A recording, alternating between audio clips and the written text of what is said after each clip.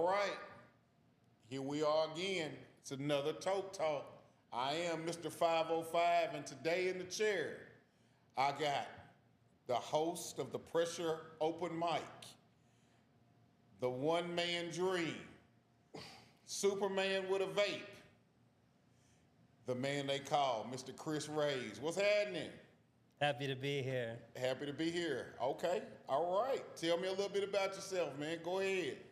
Man, okay, so I'm a comedian living in Nashville. I grew up in Tennessee, and I started doing comedy because I didn't really know, like, what my purpose was. Okay. And I always was making my friends laugh, and, you know, I went through a really hard time, and I was like, look, if life's gonna be this, you know, tough, I might as well, you know, do what I really want to do and not just, you know, sit there and think that I can't. So I started doing comedy in 2016, and I haven't stopped. It's just been like the one thing that makes me feel like I'm doing something. What do you think is the hardest thing that you've had to overcome as a stand-up comedian in Nashville? Well, just as a stand-up comedian, the hardest thing to overcome is the nature of the scene. You know, it's not about how hard you work, you know, because there's a lot of really, really funny people in Nashville who have only been on Zanies like once in like 7 years, and that's discouraging. But Zanies has an audience, and everybody's comedic style is different, and it might not be the Zanies audience. So the bookers put people on that they think are gonna make the audience that's coming to Zanies laugh, and it's kind of discouraging when you don't really fit that mold. But that's probably been the hardest thing. Okay. Now, this is one of those questions that I asked everybody that sits down. Kris Raves, we promote for your birthday the roast of Kris Raves. Who is the 5 comedians that Kris Raves would not like to roast him? Oh. The most dangerous that Kris Raves can think of. Number 1, the Herm. I would love it and hate it. I would feel terrible afterwards, but I'd be like, that was funny. You are the second comedian to mention Dern. He is the best roaster I've ever seen live. Yeah. Belly button could hurt me. Okay. Definitely. A lady named Mary J. Berger. Now, she hasn't done comedy in a while, but I've seen her tear some people up. Okay.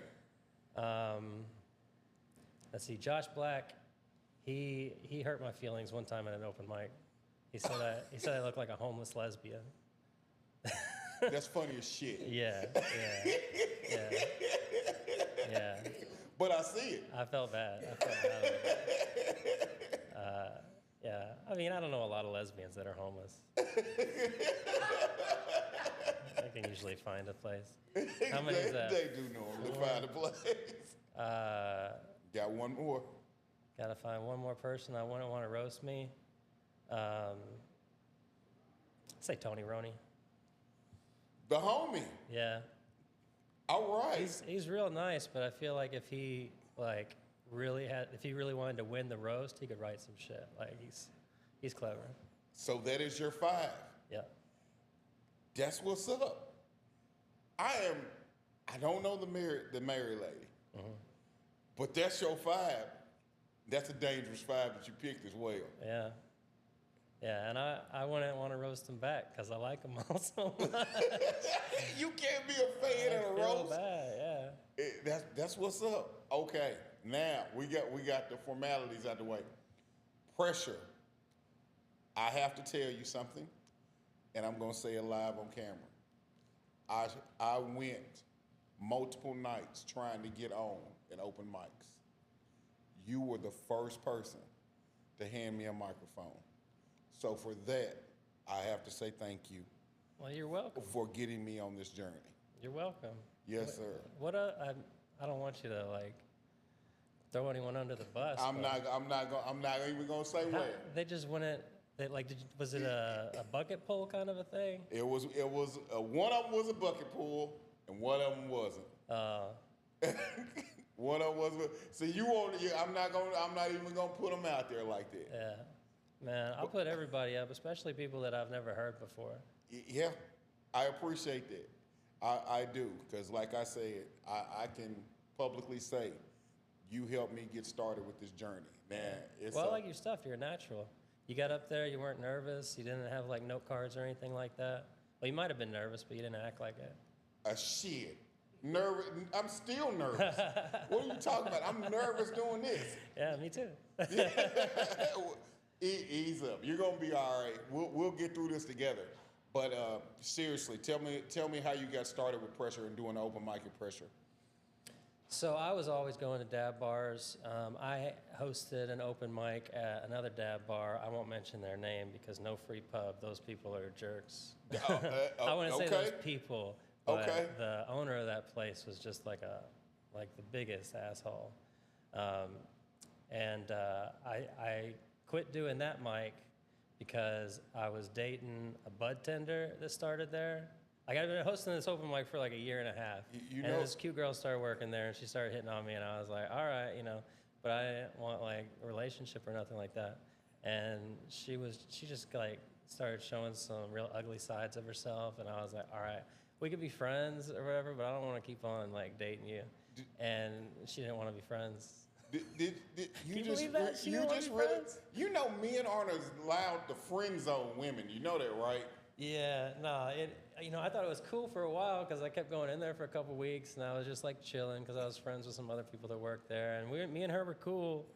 But then one day I went in there, I brought her a chicken sandwich from Chick-fil-A. I figured it was either gonna be her or my buddy Ethan working there, and she's like, "Who'd you bring that chicken sandwich for?" And I was like, "You." Like, or if Ethan was working there, and she's like, "Oh, you didn't bring it for Danae?" I don't remember this other girl's name that she like accused me of bringing it for. And I was like, "No, she don't work here no more." And she's like, "How do you know that?" Like I had like some secret conversations with this other person. And, okay. And I was like, "Nah, I heard from another employee that she doesn't work here. Like, that's not even, I brought this for you. Why do you think I'm lying? Like, and what does it even matter?" And she just started yelling at me and stuff. And I was like, all right, look, I was trying to like talk to you like a normal, mature adult, but apparently you just want me to say you're acting like a C word. No, you didn't just say the C word. Yeah, and I love how you're trying to be so politically correct. I was like, how do I get through to you? I'm being like mature and normal, and you only understand it if I, drop some hard 4-letter words on you. And that's when she picked up the chicken sandwich, threw it at me, dumped some water on my computer, and then I had the Chick-fil-A sauce because, those Chick-fil-A sandwiches are really good with a little Chick-fil-A sauce on them. Okay. And I'm walking out the door with my wet computer, and she just hums it at my head. It misses me by like 3 inches. Whoa. Yeah. So you were assaulted with a chicken sandwich? Yeah.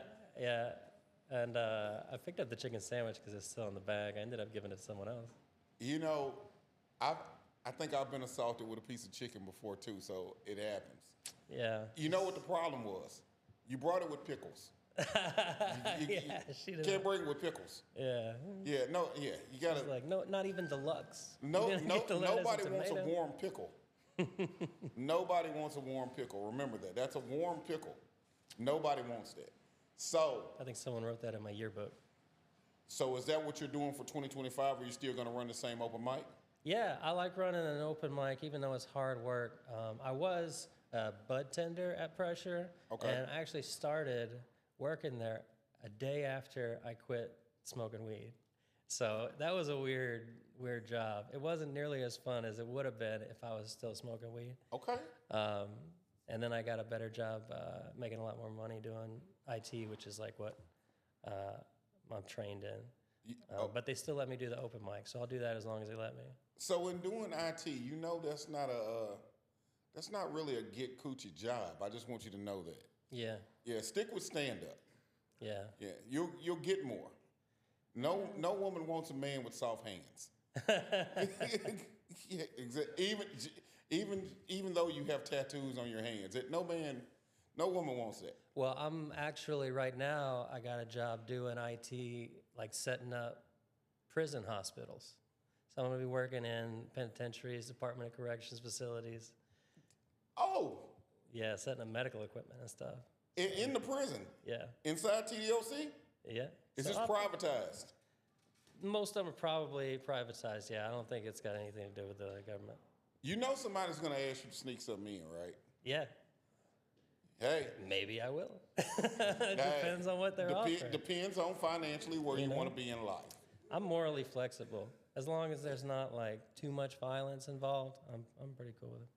Okay. So my next question for you is this right here. What is your motivation to keep doing comedy?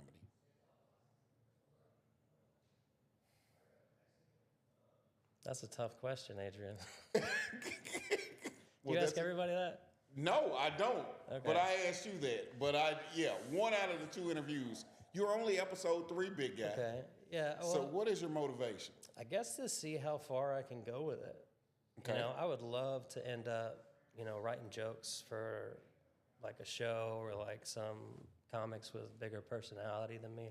I don't think that I would ever be like the comic that people like flip on because of my, intense charisma or anything like that. But I do think that I got really skilled writer's mind when it comes to like jokes, and I write some poetry and some short form stuff too, but the jokes are like, I feel like I write some really good jokes. Okay. Not every single one of them, but every once in a while there's like a gem where I'm just like, this is gold. How did this come out of me? Okay. Any upcoming shows? I'm on a show this Thursday at Union Trading Post. Okay. Union Hill Trading Post, I believe. In Union Hill, Tennessee. It's like 45 minutes from here. It's just a little dive bar. Other than that, I might be doing a swingers club on New Year's Eve. That's still up in the air. Okay. So Yeah, I don't know any details on that. so you don't get to go past that. Is what you don't get to do. So you now what swingers club or party you do comedy in? Well, I've never done it. I just got offered to do it by Monty Hicks. Yeah, he's put me on a few shows. He's a real cool guy. Okay. And he said he did it for the past couple of years and wants me to do it. But other than that, I don't have any details. Okay. Is there film of this? I don't know. There must be film. There is footage. There's too many camera phones in there. It's a swingers party. Yeah, I don't know how they feel about that. That seems like something you'd have to sign a piece of paper. Do you get to participate in the swinging? Oh, yeah. Yeah, I'm pretty sure that's on the table. Well, on the floor, on the bed, whatever. In closing, is there anything that Kris Raves has to give or any information he would give 16-year-old Kris Raves? These hoes ain't shit. That's what I would tell 16-year-old Kris Raves. I would say, what is it? I think it was Nas that said it.